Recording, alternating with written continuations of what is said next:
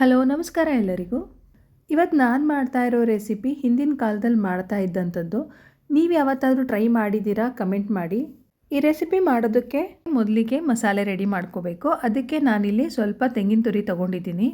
ಅದ್ರ ಜೊತೆಗೆ 2-3 ಮೆಣಸಿನ್ಕಾಯಿ, 1 ಇಂಚಷ್ಟು ಶುಂಠಿ, 1 ಇಡೀ ಕೊತ್ತಂಬರಿ ಸೊಪ್ಪನ್ನ ಹೊರಳ್ಕಲ್ಲಲ್ಲಿ ಕುಟ್ಕೋಬೇಕು.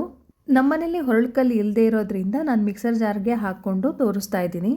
ಹೊರಳ್ಕಲ್ಲಲ್ಲಿ ಎಷ್ಟು ಸಣ್ಣಗೆ ಸಾಧ್ಯ ಅಷ್ಟು ಸಣ್ಣದಾಗಿ ನೀರು ಹಾಕ್ದೇ ಕುಟ್ಕೋಬೇಕು. ಮಿಕ್ಸರಲ್ಲಿ ಮಾಡ್ಕೊಳ್ಳೋದಾದ್ರೂ ಕೂಡ ನೀರು ಹಾಕ್ದೇ ರುಬ್ಕೋಬೇಕು. ಇವಾಗ ಒಗ್ಗರಣೆ ಮಾಡ್ಕೊಳ್ಳೋಣ.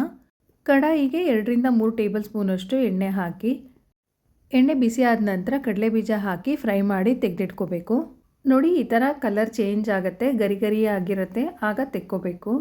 ಇವಾಗ ಅದೇ ಕಡಾಯಿಗೆ ಅರ್ಧ ಸ್ಪೂನಷ್ಟು ಸಾಸಿವೆ, 3-4 ಒಣಮೆಣಸಿನ್ಕಾಯಿ, ಕರಿಬೇವಿನ ಎಲೆ ಸ್ವಲ್ಪ, 1 ಹೆಚ್ಚಿದ ಈರುಳ್ಳಿ ಹಾಕಿ ಫ್ರೈ ಮಾಡ್ಕೋಬೇಕು.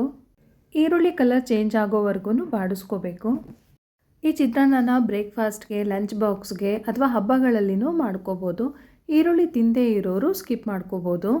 ಈರುಳ್ಳಿ ಚೆನ್ನಾಗಿ ಫ್ರೈ ಆಗಿದೆ. ಇವಾಗ ಸ್ವಲ್ಪ ಉಪ್ಪು, 1/4 ಸ್ಪೂನಷ್ಟು ಅರಿಶಿನ ಹಾಕಿ ಮಿಕ್ಸ್ ಮಾಡ್ಕೋತಾ ಇದ್ದೀನಿ. ಚಿತ್ರಾನ್ನ ನಾವು ತುಂಬ ವೆರೈಟಿಯಾಗಿ ಮಾಡ್ತಾರೆ. ಒಬ್ಬೊಬ್ಬರು ಮನೇಲಿ ಒಂದೊಂದು ಥರ ಇರುತ್ತೆ. ಇಲ್ಲಿ ಮಸಾಲೆನ ಕುಟ್ಟಿ ಮಾಡೋದ್ರಿಂದ ಹೊರಳ್ಕಲ್ಲು ಚಿತ್ರಾನ್ನ ಅಂತ ಹೇಳ್ತಾರೆ. ತೆಂಗಿನಕಾಯಿನ ಹೊರಳ್ಕಲ್ಲಲ್ಲಿ ಕುಟ್ಟಿ ಮಾಡೋದ್ರಿಂದ ಒಳ್ಳೆ ರುಚಿ ಕೊಡುತ್ತೆ. ನೀವು ಒಮ್ಮೆ ಟ್ರೈ ಮಾಡಿ, ಅಥವಾ ನಿಮ್ಮನೇಲಿ ಈ ರೀತಿ ಮಾಡಿದ್ದೀರಾ ಕಮೆಂಟಲ್ಲಿ ಹೇಳಿ. ನಂತರ ರುಬ್ಬಿಟ್ಕೊಂಡಂಥ ಮಸಾಲೆನ ಹಾಕಿ 1 ನಿಮಿಷ ಫ್ರೈ ಮಾಡ್ಕೊಳ್ಳೋಣ. ಫ್ರೈ ಮಾಡ್ಕೊಂಡಿದ್ದಾಗಿದೆ. ಇವಾಗ ಇದಕ್ಕೆ ಅನ್ನ ಸೇರಿಸ್ಕೊಳ್ಳೋಣ. ಅನ್ನ ಉದುರುದ್ರಾಗಿರಬೇಕು, ಬಸ್ತು ಮಾಡಿಕೊಂಡ್ರೆ ತುಂಬ ಚೆನ್ನಾಗಿರುತ್ತೆ. ಇವಾಗ ಅನ್ನದ ಜೊತೆಗೆ ಸ್ವಲ್ಪ ಉಪ್ಪನ್ನ ಸೇರಿಸ್ಕೊತಾ ಇದ್ದೀನಿ. ಜೊತೆಗೆ ಕರ್ದಿಟ್ಕೊಂಡಂಥ ಶೇಂಗಾ, ನಿಂಬೆ ರಸ ಸೇರಿಸ್ಕೊಂಡು ಮಿಕ್ಸ್ ಮಾಡ್ಕೋಬೇಕು. ನೋಡಿ, ರುಚಿಯಾದ ಹೊರಳ್ಕಲ್ಲು ಚಿತ್ರಾನ್ನ ರೆಡಿಯಾಗಿದೆ. ನೀವು ಟ್ರೈ ಮಾಡಿ. ರೆಸಿಪಿ ಇಷ್ಟ ಆದರೆ ಒಂದು ಲೈಕ್ ಮಾಡಿ.